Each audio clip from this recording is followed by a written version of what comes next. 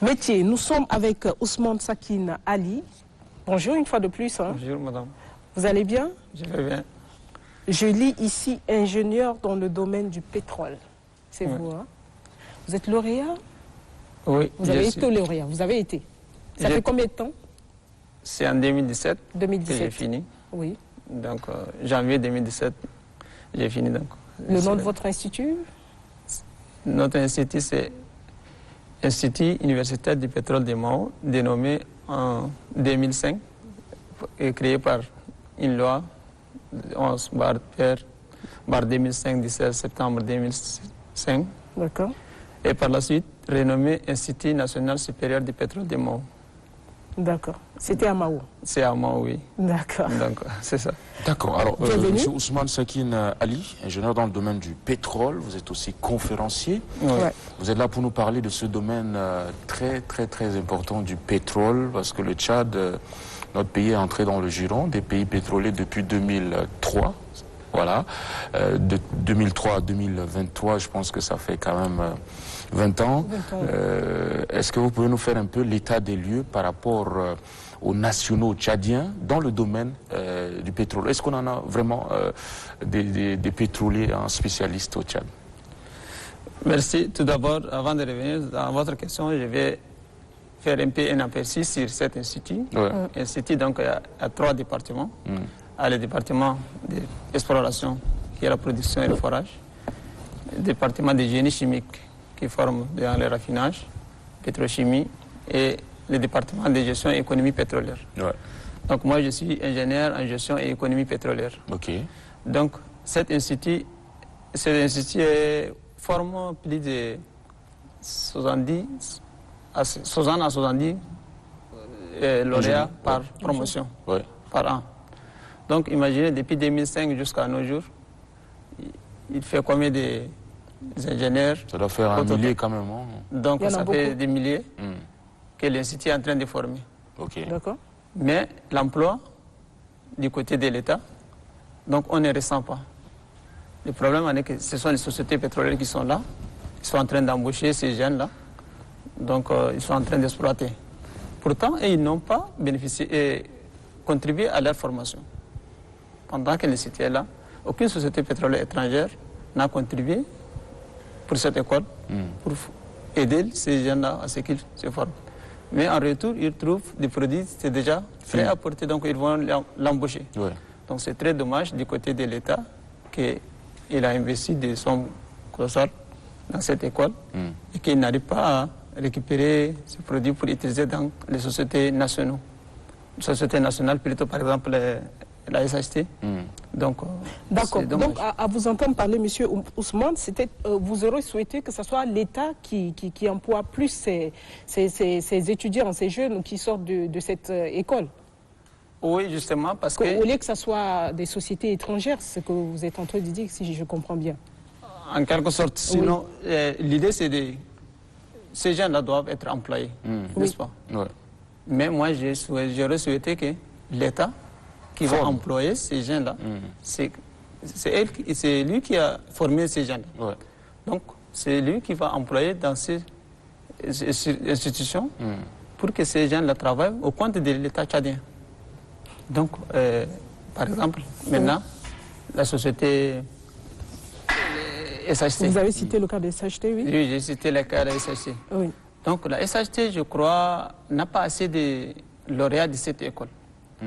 Donc j'aurais souhaité que cette société va employer les ressortissants de cette école D'accord. pour qu'ils travaillent au compte de l'État tchadien, pour qu'il n'y ait pas de déperdition des recettes du côté des sociétés étrangères et pour qu'il n'y ait pas de,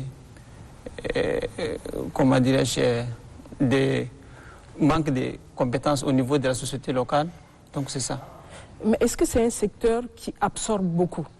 Le secteur pétrolier. Oui. Justement, le secteur pétrolier, c'est un secteur qui est très large, qui a des chaînes amont pétrolier et aval pétrolier.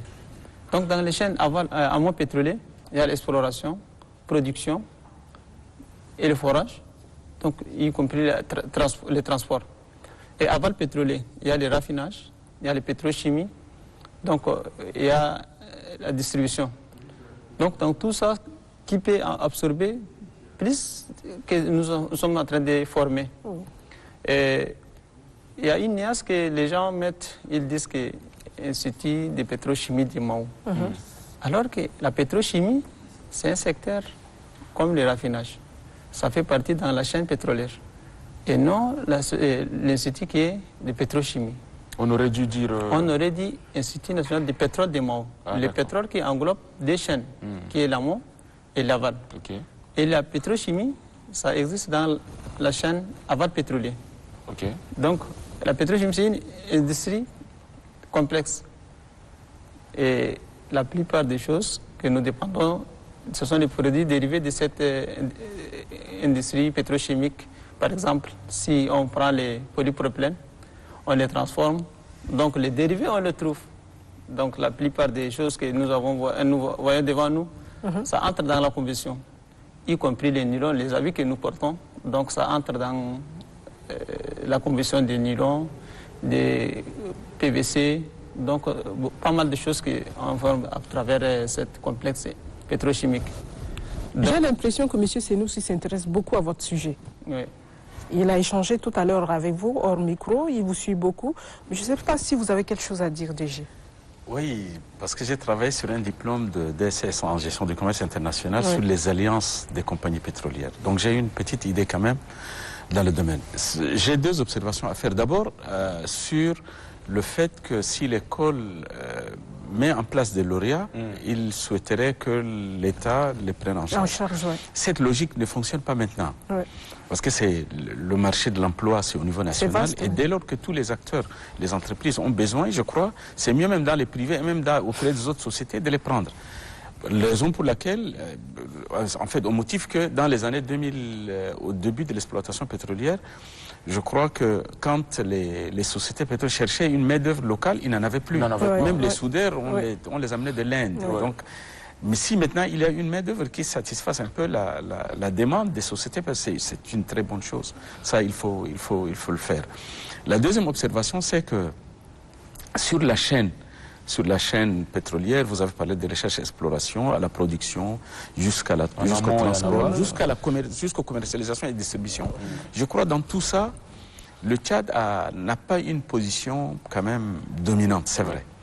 Et surtout quand il parle de la SHT devait rester dans toutes ces chaînes. La direction exploration, recherche et exploration devait avoir des cadres, des ingénieurs qui travaillent en dehors des sociétés étrangères. Vous voyez, les autres pays ont fait beaucoup d'économies en gérant. C'est-à-dire quand la SHT investit elle-même dans la recherche et exploration, ça veut dire qu'elle peut identifier des zones de réserve. Et quand vous avez des zones que vous avez vous-même détectées, le vendre, ça vous rapportera énormément. Or, si vous laissez aux sociétés étrangères, vous voyez les conséquences, parce que le contrat ne nous donne que des miettes. Et sur toute la chaîne de cette manière. De sorte que si on estime, comme ce fut dans les autres pays, vous voyez Total en France, non seulement dans le monde entier, c'est du début de la chaîne jusqu'à la fin, même au niveau de la distribution, comme il l'a dit tout à l'heure. Donc, vous voyez, c'est des sociétés qui agissent comme ça. Parce que dans chaque phase, dans chaque étape, il y a des plus-values. C'est-à-dire que vous avez des cagnottes supplémentaires que vous gagnez. Exactement. Et donc, ça permet véritablement de... Et l'autre observation, peut-être la dernière que je voulais faire, c'est que les sociétés pétrolières, je crois, moi, je fais partie du premier membre du conseil d'administration de la SHT. Et donc, on avait connaissance que les sociétés pétrolières, ESSO et autres, versaient annuellement un budget. Je ne sais pas, je ne parle pas d'un montant, mais je crois qu'il y avait un budget versé au ministère du pétrole, réservé à la formation. Vous réagissez par rapport à ces observations très rapidement. Justement, comme il est dit, les sociétés pétrolières versent mensuellement, trimestriellement, ou bien une somme au ministère du pétrole, qui est destinée à former les agents de ces ministères. Et l'Institut maintenant est entre le co-tutelle du ministère du pétrole et de l'enseignement supérieur. Donc le ministère du pétrole assure l'aspect technique de cet institut. Là, on ne se disconvient pas. Mais l'idée ici, c'est de sensibiliser les jeunes à ce qu'ils embrassent le secteur pétrolier. Nous avons remarqué que peu de jeunes s'intéressent à ce secteur et il y a des méconnaissances. Donc j'aimerais, à travers votre émission, et aussi je vais interpeller même les autres médias à ce qu'ils fassent des sensibilisations dès les bas âges. dès le lycée, les enfants vont être orientés vers les matières scientifiques afin de relever les défis de demain pour qu'ils deviennent des ingénieurs. Et les ingénieurs qui sont là, ils doivent concevoir, produire, utiliser les matériels, les machines par exemple, adaptées à ces secteurs pétroliers pour qu'on sache que ce sont des ingénieurs tchadiens qui ont fait ça. Par exemple, l'actuel ministre du pétrole, M. Gerasim, a fabriqué une pompe émergée il y a de cela quelques années. Donc, en août dernier, il a gagné le prix au Rwanda. Ouais. Donc, c'est un effort à saluer. Donc, on va s'inspirer de cet exemple pour que les ingénieurs qui sont là maintenant dans le secteur pétrolier, ils vont Tout à fait. entreprendre cette méthode.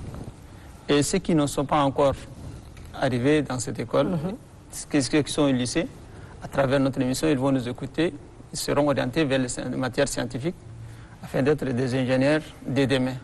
Donc le Tchad a besoin de beaucoup de choses. Alors, quelles sont les On voit que prévisions? M. Parce Ousmane est trop... oui, là, c'est la il- sensibilisation des jeunes. Il sensibilise. En plus, il aime beaucoup ce qu'il fait. Ouais. D'accord. Mais, encore faut-il, hein, pour l'avenir du pétrole au Tchad. Pour l'avenir, oui, Voilà. d'accord. Mais moi, j'ai envie de parler un peu avec M. Ousmane. Vous travaillez où maintenant? Vous Je- travaillez dans quel secteur Maintenant, je actuellement? travaille au niveau du ministère de l'Aviation civile. D'accord. J'ai fait les chargés de relations publiques du ministère du pétrole. Et maintenant, je suis au niveau du ministère de l'Aviation. Vous voyez un peu où je veux venir? Oui, Parce que vous aimez tellement ce domaine. oui. Je ne comprends pas pourquoi vous êtes parti de là pour vous retrouver à l'aviation civile. Alors que vous êtes en train de me convaincre, moi, de venir dans le pétrole. Oui. Il donne envie hein, de... Il donne envie. Mais pourquoi il n'est pas dedans, lui? Non, justement, il y a Voilà. J'ai envie de voir un peu votre apport. Oui. Ça fait 3 mois que j'ai quitté le ministère du pétrole qui est revenu au niveau du ministère de l'Aviation. Pourquoi? Et pourquoi vous avez Mais donc, quitté? Bon, ça c'est une promotion que j'ai eue et puis D'accord. j'étais appelé à servir comme directeur de cabinet du ministère. D'accord. Mais j'ai l'ambition de repartir dans le domaine pétrolier, Oui. sensibiliser les jeunes Oui. et je vais apporter ce que je peux pour ce secteur pour que les Tchad se développent demain à travers ses fils et puis les ingénieurs tchadiens. Voilà, C'est donc ça. d'où ma question C'est-à-dire- de l'avenir du pétrole au Tchad. Est-ce que on a encore des Est-ce que c'est promettant? Voilà, est-ce que ça promet d'ici quelques années On a de beaux continuera jours. voilà, à exploiter le pétrole? Quelles sont les prévisions en fait? Bon, les prévisions, bon, vous conviendrez avec moi, madame, que au Tchad, en général, ce sont les sociétés pétrolières étrangères qui exploitent nos ressources. Donc, nous avons la société nationale qui est la SHT, faute de moyens financiers, moyens techniques, ressources humaines qualifiées. Donc, on n'arrive pas à exploiter. Sinon, si par exemple, elle a toute cette potentialité, elle peut même faire comme les autres sociétés nationales des autres pays qui exploitent leur pétrole.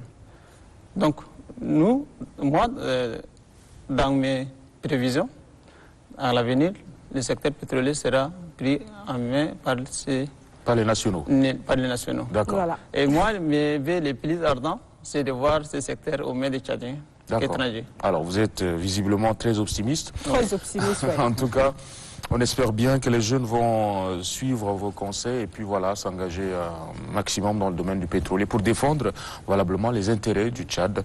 Merci d'être passé nous parler du pétrole. Merci. Merci. Voilà, Merci. vous l'avez reconnu, c'est un thème très rarement, voilà, Et si vous me permettez, je Ouais. vais moi aussi, en quelque sorte, recommander du côté de l'État aussi, qu'il ne soit pas perdant à ce niveau. ouais. Il forme les jeunes et il n'embauche pas. Donc N'embauche c'est pas. pas une bonne manière. Donc, par exemple, dans l'intégration, je n'ai même pas vu 5 lauréats de cet institut. Donc c'est vraiment dommage. D'accord. Il faudrait regarder. Mais c'est vrai que regarder l'État ça. vous a quand même... Non, nous a employé. formés, bien sûr. Oui, Mais si- voilà, et puis ensuite, il vous a formé. Il vous a donné du boulot au ministère ce que du le pétrole. directeur de- Vous avez trouvé une promotion, vous avez préféré partir dans un autre ministère. C'est pas moi que je parle. J'ai pris les statistiques en général de pour ces les autres. Mais j'ai envie ressortissants. que vous soyez un exemple. Oui. Je le souhaite vivement. Parce que vous défendez tellement. Oui, j'ai eu la chance de Merci beaucoup d'être venu sur ce plateau. Merci. Merci à vous, monsieur le directeur DG, général. merci beaucoup d'être venu. Merci, À très bientôt. merci beaucoup. C'est très gentil à vous. Merci. Merci. Très bonne journée à vous tous. Merci DG.